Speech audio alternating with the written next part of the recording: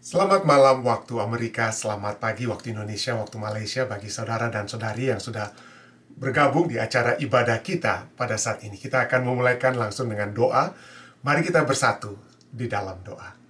Bapa yang berkasih dalam takhta kerajaan surga, terima kasih Tuhan, karena pada malam hari waktu Amerika ini, pagi hari waktu Indonesia dan Malaysia, Engkau telah mengumpulkan kami semua, agar kami dapat bersama-sama mempelajari firman-Mu.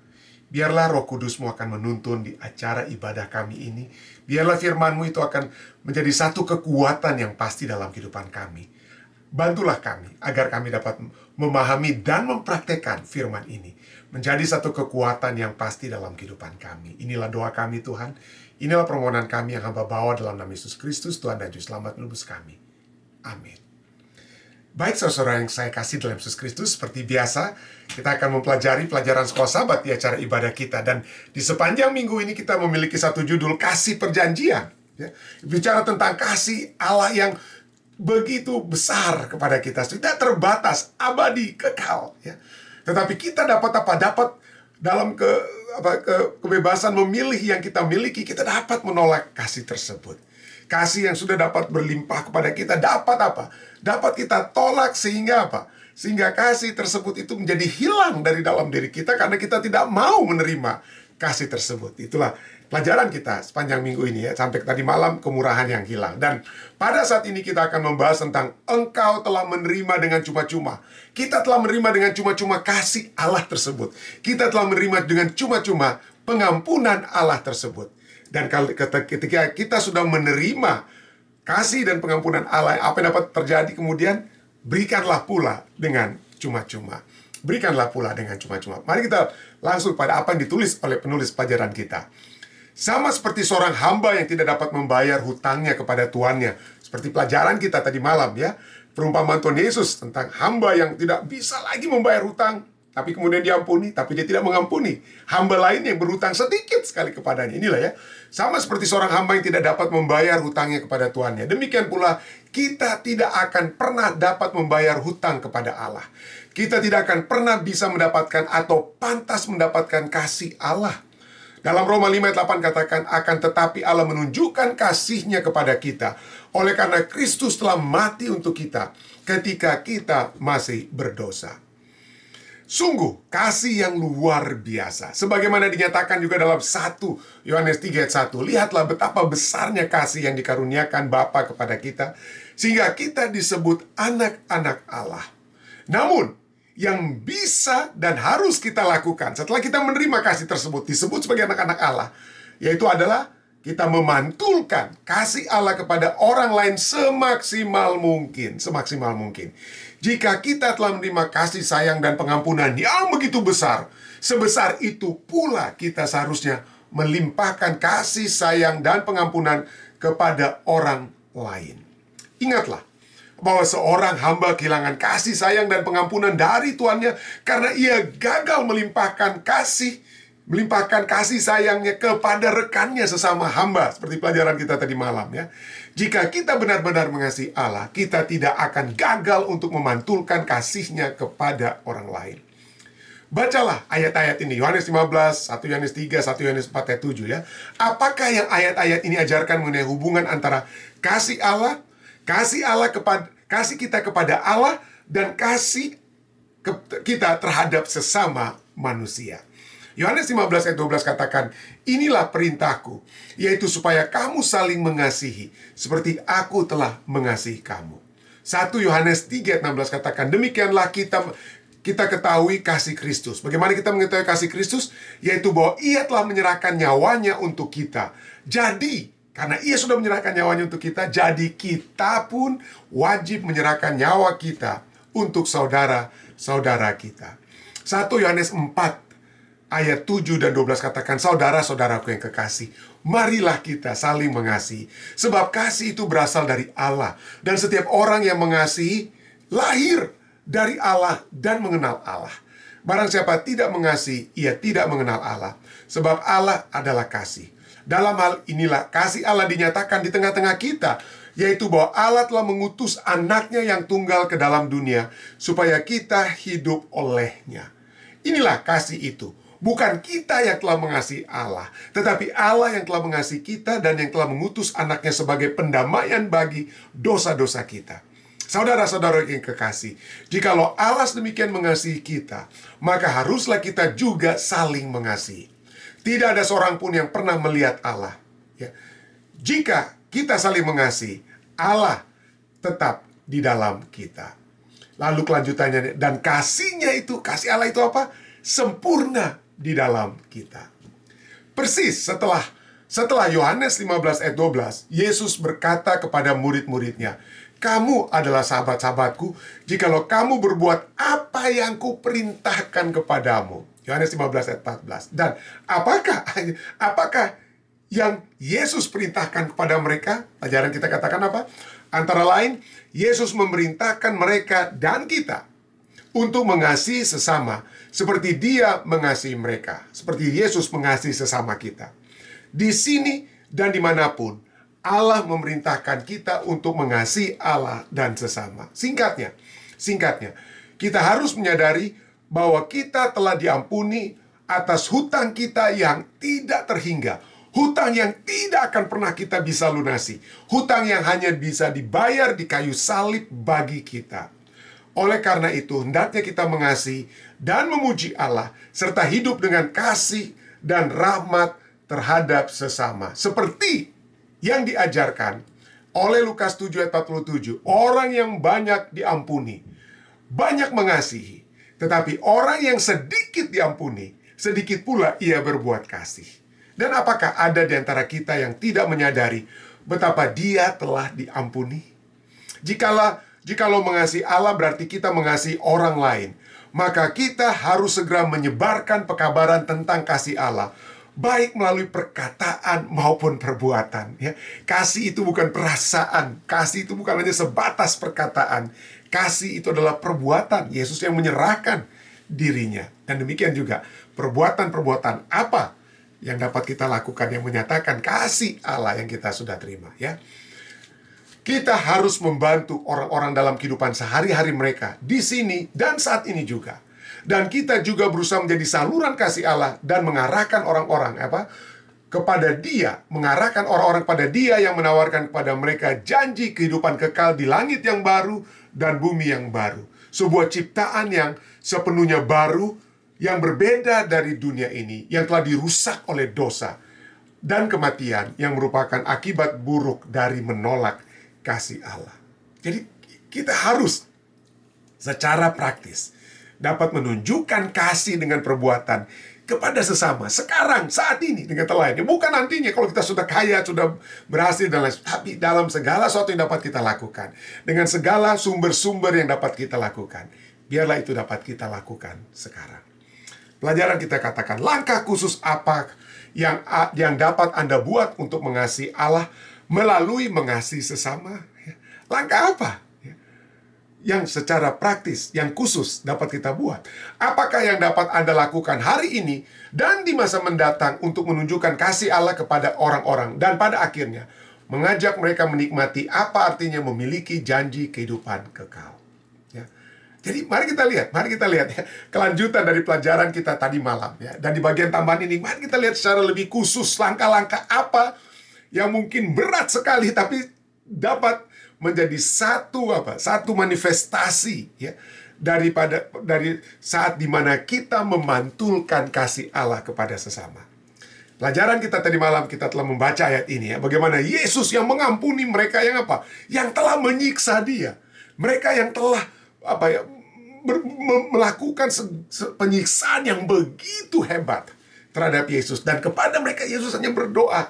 Di atas kayu salib dia katakan dalam Lukas 3:34, ya Bapa, ampunilah mereka, sebab mereka tidak tahu apa yang mereka perbuat. Jadi Yesus berdoa, dan ini apa yang Yesus lakukan, dia mendoakan. Itulah yang praktis yang dapat kita juga lakukan, mendoakan orang-orang yang menganiaya, menyiksa kita. Ini adalah sesuatu yang Yesus lakukan berdasarkan apa yang beberapa tahun sebelumnya, pada saat permulaan dari pelayanan Yesus, dia berkhotbah di atas bukit. Dia mengkhotbahkan. Dia apa yang dia khotbahkan? Dalam Matius 5 ayat 43-44, apa yang Yesus katakan?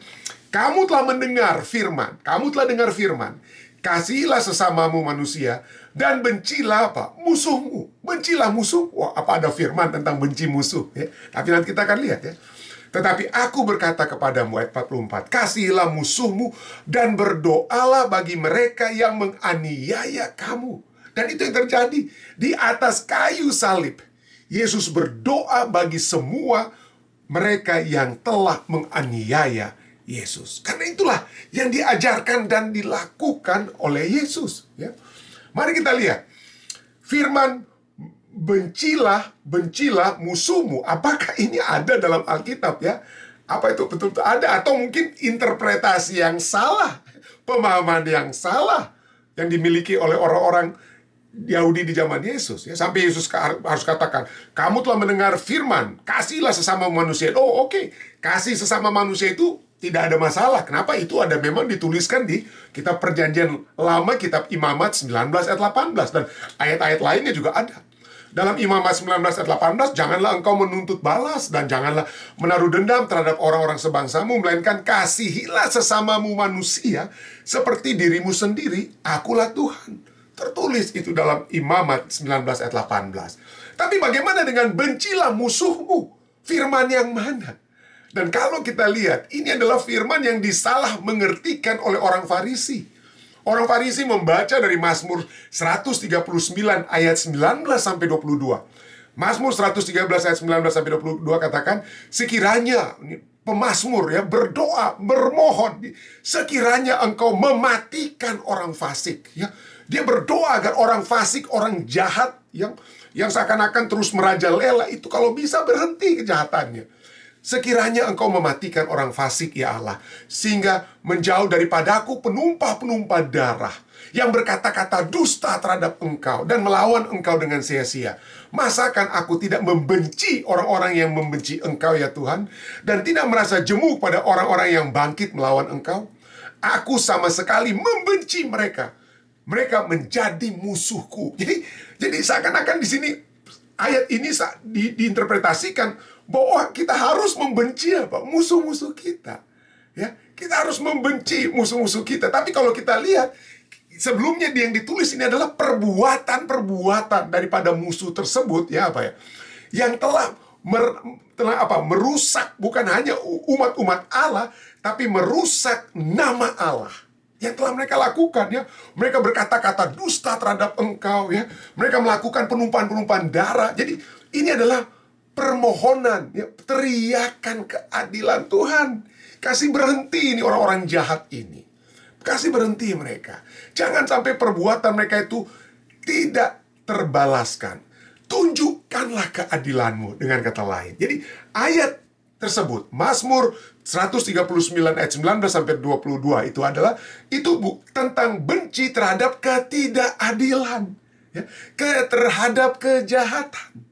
Bukan benci kepada musuh dalam arti seseorang atau manusianya, tapi tindakannya. Tapi inilah yang terjadi ya. Jadi di zaman Yesus itulah yang selalu menjadi satu tema yang terdengar ya, dan ini dibuktikan dengan adanya penemuan di komunitas Qumran di Laut Mati atau Dead Sea ya. Komunitas yang menamakan diri mereka kaum SNS itu, mereka tinggal di goa-goa, dan ada yang katakan bahwa Yohanes Pembaptis itu keluar dari kaum ini ya. Yohanes Pembaptis pernah bergabung dengan mereka. Mereka berada di bukit-bukit ya yang ada di dekat Laut Mati dan tinggal di goa-goa, dan tugas mereka itu adalah untuk menyalin kitab Yesaya, kitab Perjanjian Lama. Mereka itu salin, mereka menjadi seperti fotokopi zaman dulu ya, itu menyalin satu demi satu. Sampai kemudian di tahun 1946 didapati itu fragmen-fragmen gulungan-gulungan kitab yang telah ditulis oleh orang-orang SNS ini, yang mana menunjukkan bahwa manuskrip yang mereka buat ya, manuskrip atau bahan tulisan mereka itu sesuai dengan apa yang kitab Perjanjian Lama ya, sesuai dengan kitab Perjanjian Lama seperti yang kita miliki dari Masoretic Text ya. Jadi ada pihak kelompok lain ya selain Masoretic Text itu yang telah menulis Alkitab seperti yang kita miliki sekarang, dan apa isi daripada Masoretic Text itu telah dikonfirmasikan oleh kaum SNS ini yang juga menyalin Alkitab seperti yang dilakukan oleh Masoretic Text. Jadi inilah yang terjadi ya.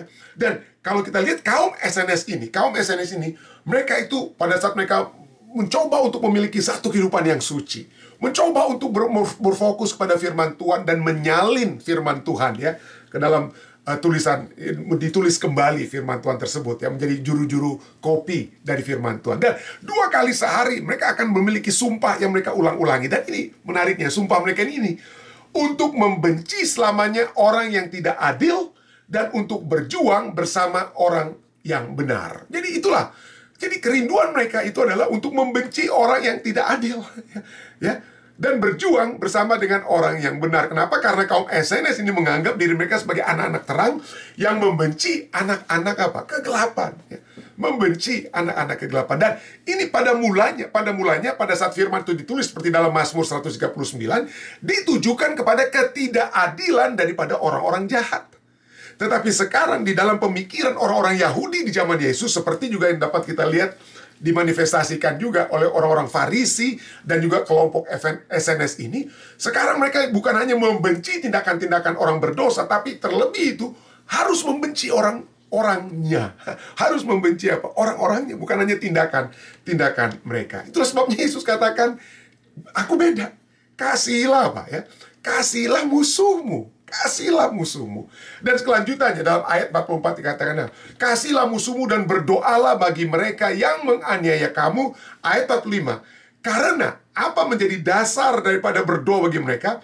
Karena dengan demikianlah kamu menjadi anak-anak Bapamu yang di sorga, yang menerbitkan matahari bagi orang-orang yang jahat dan orang yang baik, dan menurunkan hujan bagi orang yang benar dan orang yang tidak benar. Artinya apa?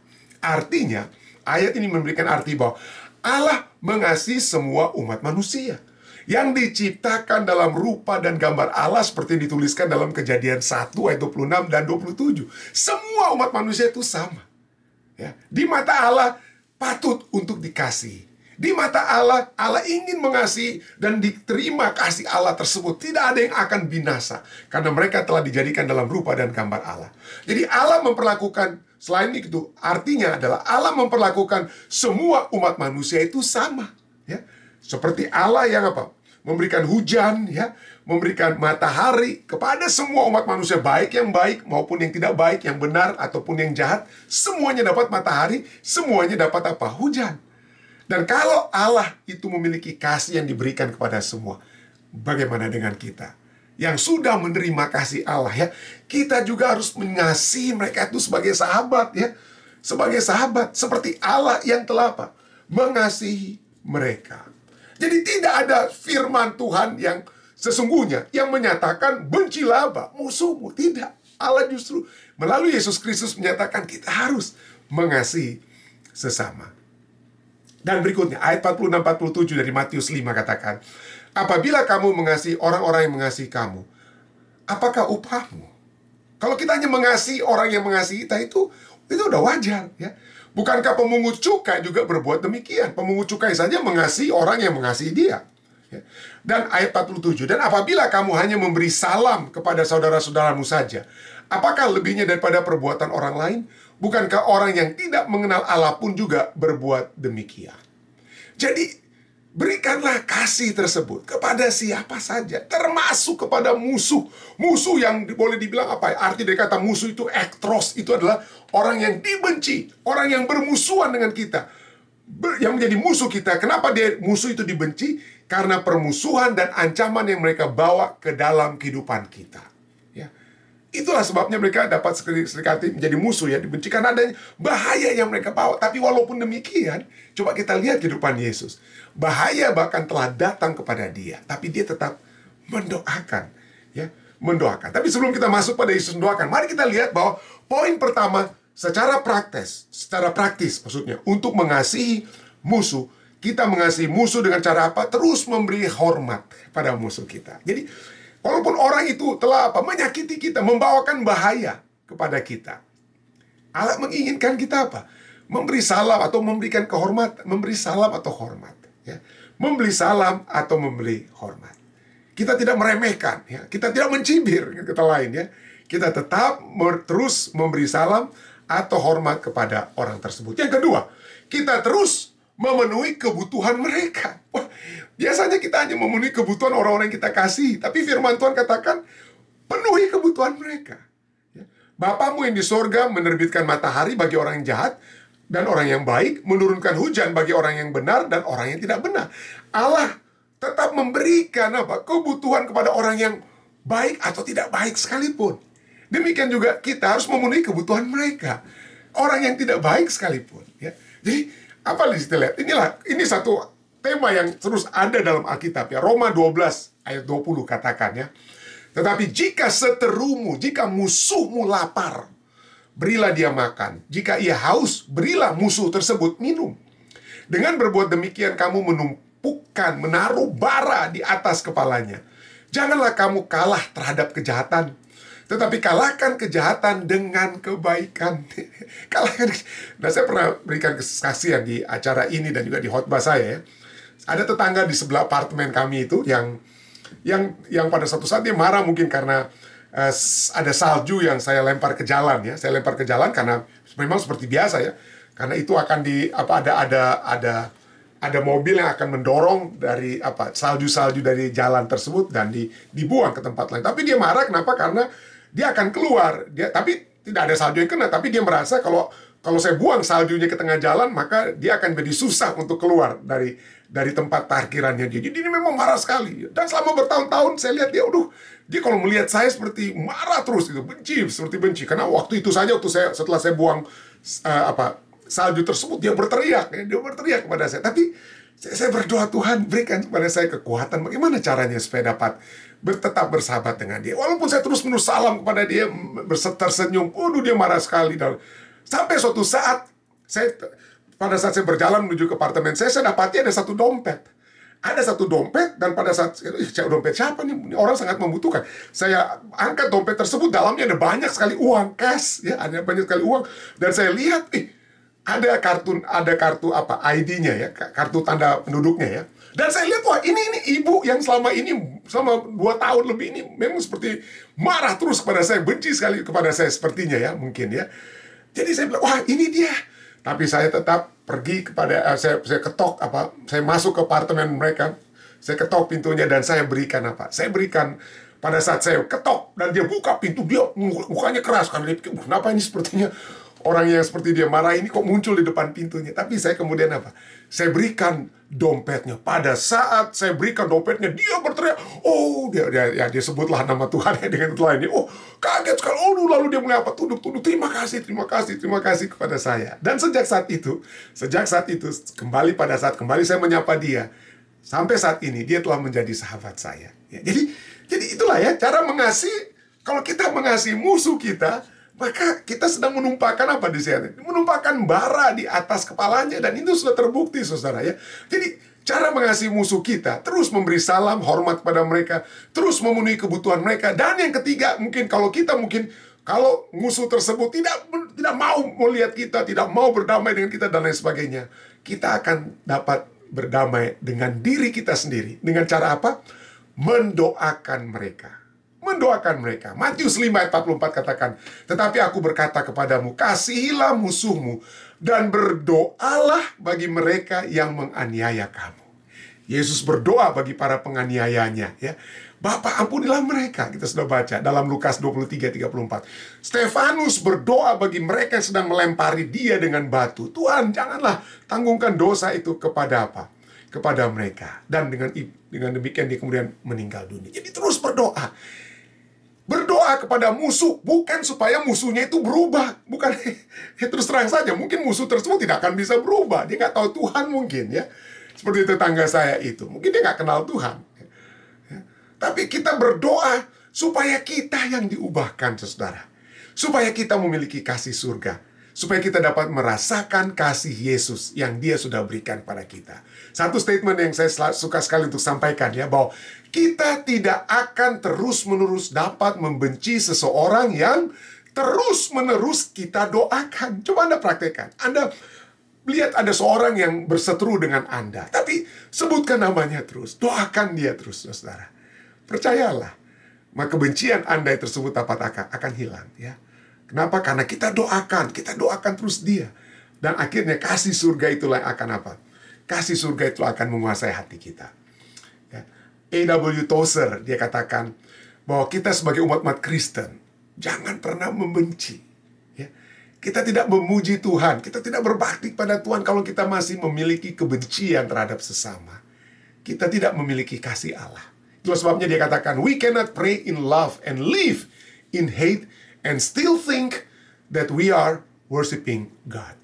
Kita tidak bisa berdoa dalam kasih, ya, dan hidup dalam kebencian, dan masih berpikir, kalau kita masih benci-benci orang lain, kita masih berpikir bahwa kita sedang menyembah Tuhan. Tidak.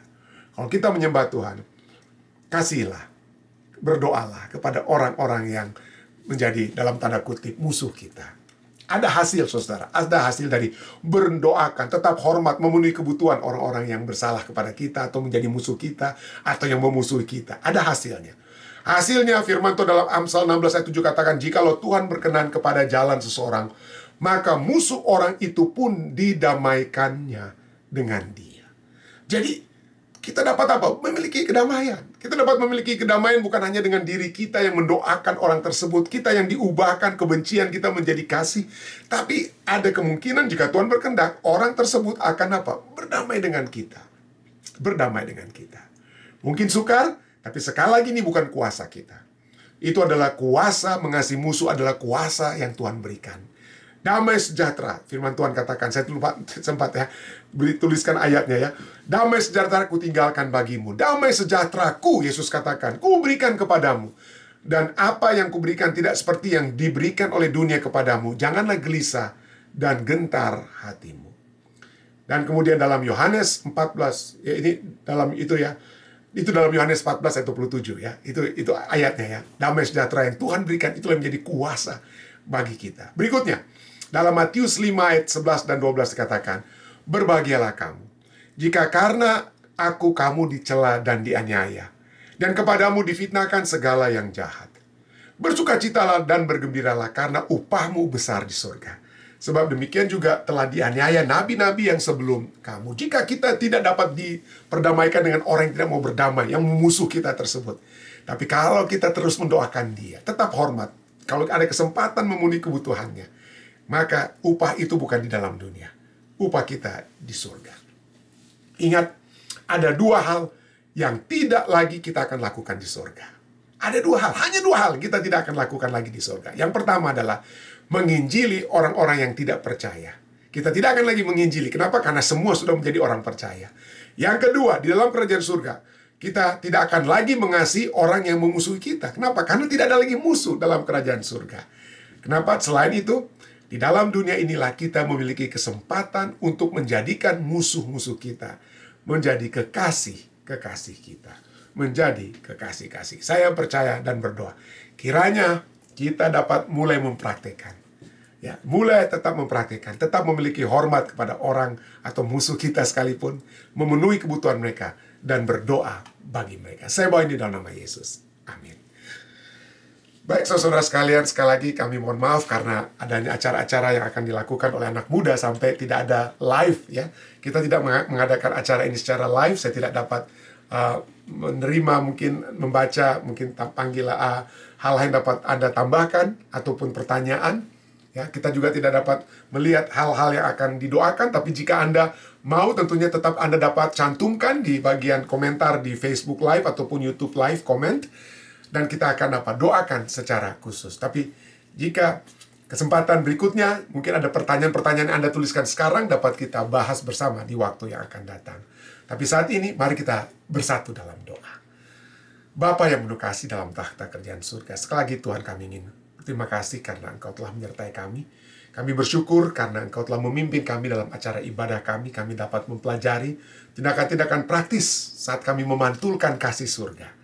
Saat dengan mengasihi musuh-musuh kami sekalipun. Tetap memiliki hormat, ya, berikan salam kepada mereka, memenuhi kebutuhan-kebutuhan mereka jika memungkinkan, dan terus-menerus mendoakan mereka. Terima kasih Tuhan. Biarlah kasih surga akan selalu menguasai hati kami, membawa kami untuk mendoakan musuh-musuh kami sekalipun, orang yang menyakiti hati kami. Kami juga dapat mendoakan saudara-saudari kami lainnya yang membutuhkan kekuatan yang pasti dari surga untuk memaafkan sesamanya atau untuk mengasihi musuh-musuh mereka juga. Dan pada saat ini kami juga datang tumbuhkan permohonan-permohonan kami. Kami berdoa bagi saudari kami yang ada di California, yang saat ini dengan masalah bencana kebakaran yang sedang merajalela di California. Kami berdoa, Tuhan, selamatkanlah. Biarlah keselamatan dari surga akan menjadi bagian umat-umat Tuhan yang ada di California. Tuhan akan menjaga mereka, terhindar dari malapetaka ini. Dan biarlah kepujian, kemuliaan nama-Mu saja akan menjadi bagian kami semua, oleh sebab kelepasan yang Engkau berikan. Kami berdoa juga bagi keluarga Bapak Ishak Simatupang dalam perjalanan menuju ke Indonesia, dalam segala sesuatu yang mereka lakukan. Biarlah Tuhan menjadikan mereka saluran berkat surga. Lindungilah mereka dari segala mara bahaya atau hal-hal yang tidak diinginkan. Sertailah mereka. Berkati juga orang-orang tua kami, semua umat-umat Tuhan yang sudah berbakti bersama-sama saat ini. Kiranya berkat-berkat surga akan menjadi bagian kita semua. Mulai saat ini hingga Maranatha. Saya bawa ini, hamba bawa ini Tuhan. Hanya di dalam nama Yesus Kristus Tuhan dan Juru Selamat tebus kami. Amin. Sekali lagi terima kasih banyak saudara sekalian. Sampai bertemu kembali dengan kami nantinya di minggu depan. Tuhan memberkati kita semua.